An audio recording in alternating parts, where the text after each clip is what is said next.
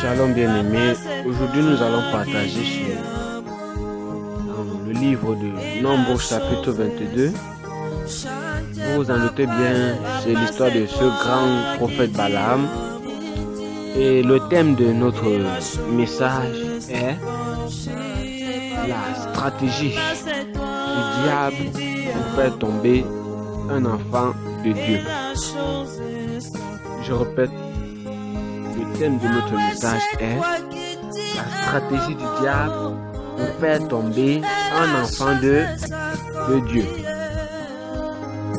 Lorsque nous lisons Nombres au chapitre 22, nous allons faire une méditation généralisée. Lorsque nous lisons Nombres au chapitre 22, nous pouvons lire au début. Balak a vu que le peuple d'Israël était beaucoup plus nombreux que lui. Et il a su qu'il ne pouvait pas vaincre ce peuple.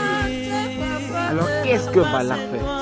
Balak envoie des messagers pour aller chercher Balaam, un devin qui devait maudire Israël, afin qu'il puisse facilement vaincre Israël.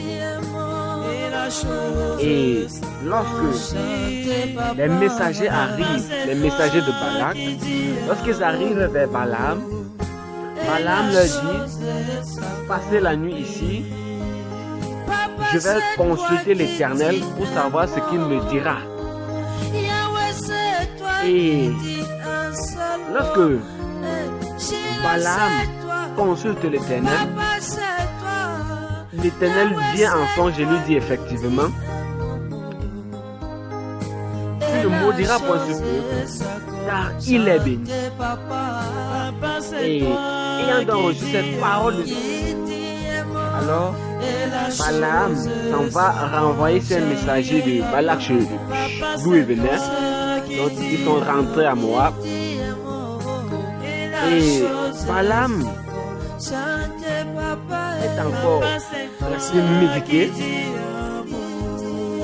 Bon, il se dit: si j'envoie certainement plus de présents, si j'envoie certainement plus de promesses, alors plus de paroles charmantes, certainement que ce prophète tombera dans mes bras. Ok. Et il envoie maintenant des personnes en plus grand nombre et plus considérable. Toi qui pourvois dans le désert, Jéhovah Jireh. Au départ, lorsque nous lisons, il avait d'abord envoyé de simples messagers. Ce matin, dis un mot. Et deuxième tour, qu'est-ce qu'il fait? Il envoie des personnes en plus grand nombre et plus considérables. Seigneur, ce soir, dis C'est-à-dire, un mot dans ma vie. certainement ce tour-ci, il a envoyé son ministre de la communication, son ministre des relations extérieures, ainsi que leur délégation spécialisée, avec beaucoup plus de promesses, cette fois-ci, telles que, je cite: je ferai tout ce que tu me diras. Voilà ce que Balak a envoyé dire à Balaam: je te ferai tout ce que tu me diras, je te couvrirai de plein d'honneur. Et lorsque nous lisons, nous voyons clairement Balaam lors de l'arrivée des premiers messagers, il était allé consulter l'Éternel et l'Éternel lui a donné une réponse. Donc il connaissait déjà la parole de l'Éternel par rapport à cette affaire. Mais il s'en va encore consulter l'Éternel. Et avant d'aller consulter l'Éternel, voici ce qu'il dit: restez ici, je vous prie. Son langage avait même déjà changé. Balaam dit: restez ici, je vous prie. Quand on dit à quelqu'un je vous prie, je te prie, ça dépasse je te supplie. Ça dépasse les s'il te plaît. Seigneur, c'est toi qui ça dépasse la politesse. Généralement on dit comme prie Dieu. Donc c'est-à-dire, il y avait déjà de l'idolâtrie dans l'air à ce moment-là. Il y avait déjà de l'idolâtrie dans l'air.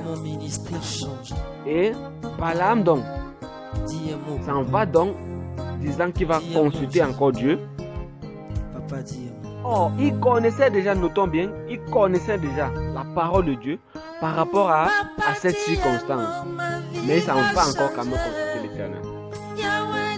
C'est quand nous, enfants de Dieu, nous connaissons déjà que la parole de Dieu dit, tu ne mentiras point, tu ne voleras point. C'est quand tu connais, la parole de Dieu dit, tu ne convoiteras point. Tu connais, la parole de Dieu dit, tu ne feras point ceci. Parce que cela déplaît à l'Éternel.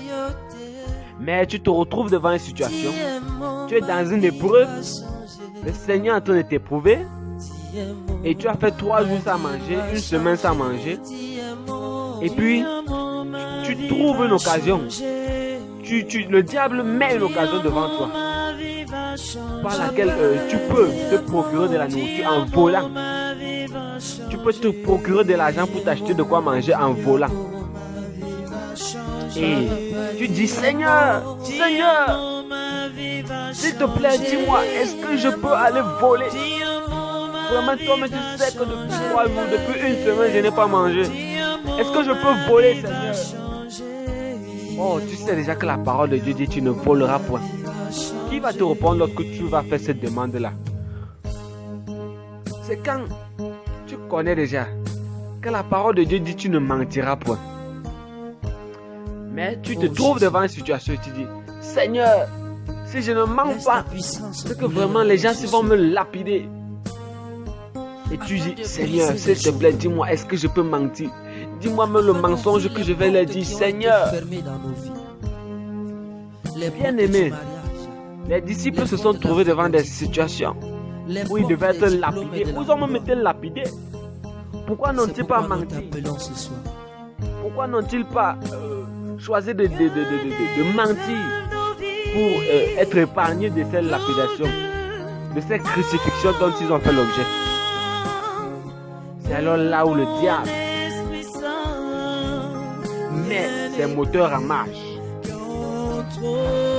Bien-aimé, lorsque la parole de Dieu dit, nous ne devons pas faire ci, nous ne devons pas faire ça, ne nous attardons pas à aller encore consulter Dieu pour dire, Seigneur, que faire? Alors que tout est écrit dans la parole de Dieu. Si tu veux connaître la volonté de Dieu par rapport à une situation par laquelle tu passes, la solution est dans la parole de Dieu. C'est le seul, je dis bien le seul.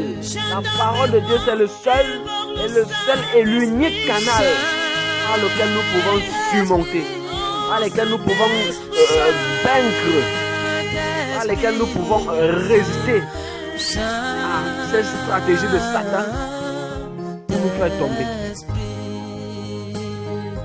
Cette stratégie qui est simplement la séduction.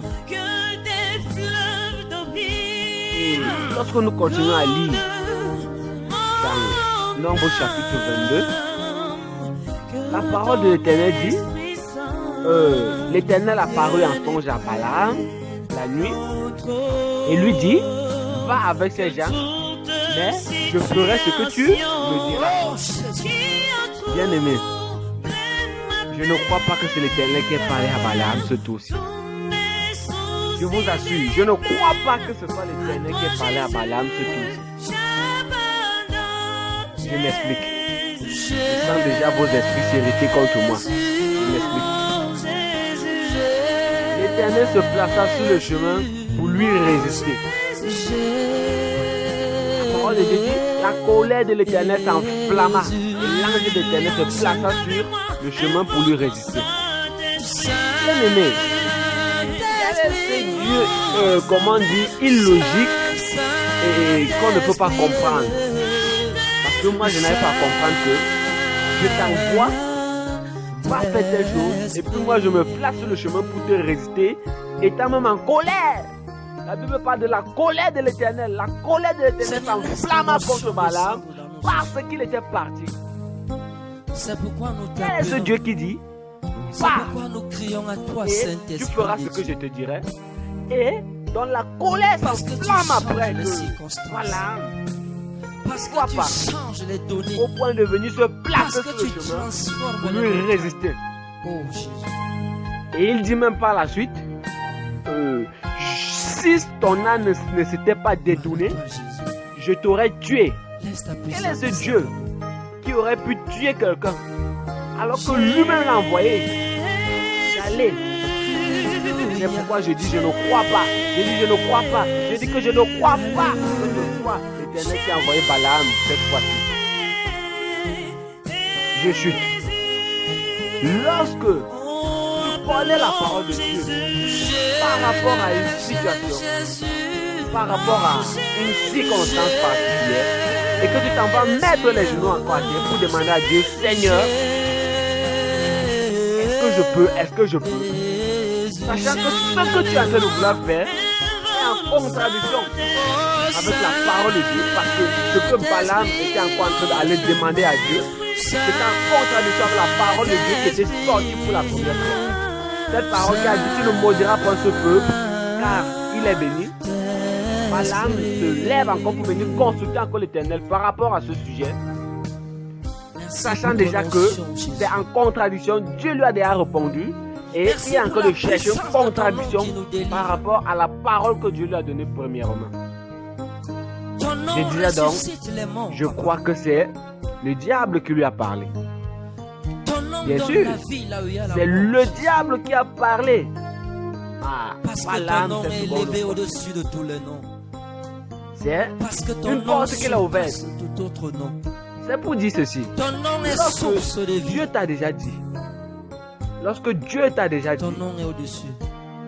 par sa parole, Gloire à toi, Jésus. Gloire à toi, Jésus.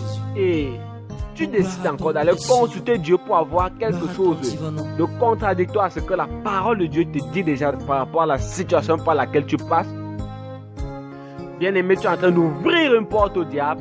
Et comme le diable ne manque jamais une occasion pour entrer et frapper, alors cette porte par laquelle tu l'ouvres, il va grandement entrer et tu vas subir les conséquences. Donc, la seule stratégie qui permet de vaincre, de contrer les plans de Satan pour nous faire tomber, c'est de demeurer ferme dans la parole de Dieu. C'est de nous revêtir de l'épée de l'esprit qui est la parole de Dieu. C'est la seule stratégie, l'unique stratégie, la stratégie des stratégies. Il n'y en a point d'autre pour vaincre les ruses de Satan, pour contrer les stratégies à lui pour nous faire tomber. Il n'y en a point d'autre. Et Balaam, nous voyons, Dieu l'a résisté. Donc, Dieu n'était pas avec lui ce tour-là. Et il avait déjà été séduit par le diable. C'est lorsqu'il a répondu, passez la nuit ici, je vous prie. Nous voyons déjà quelqu'un qui était déjà séduit. Il manquait juste que cette séduction se manifeste physiquement. C'est quand tu as déjà raisonné avec la parole de Dieu jusqu'à dire les choses, c'est vrai que la parole dit comme ça à la maison. Vraiment, est-ce que je ne peux pas, est-ce que je peux, bon, bien que la parole de Dieu dit tu ne dois pas faire ceci, tu ne dois pas faire cela, tu commences à raisonner en toi. Est-ce que je peux, bon, je ne peux pas aussi plutôt, je peux plutôt, bien aimé, lorsque ça arrive déjà ainsi, sache que le diable est déjà en train de t'entourer de sa queue.